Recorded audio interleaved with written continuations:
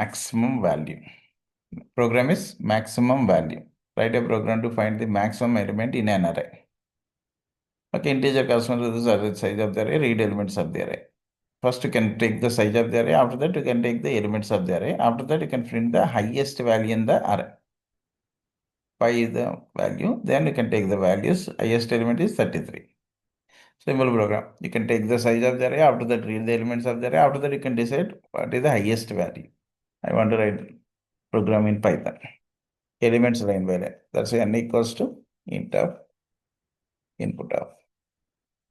After that, I want to take one empty list for I in range of n.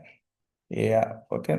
Then a dot append of int of input of. After this, my input is completed.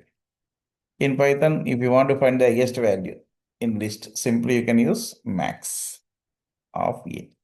Highest value purpose max function, least value purpose min function. That is the advantage of Python. Okay, 100% accepted. Simply you go with max function.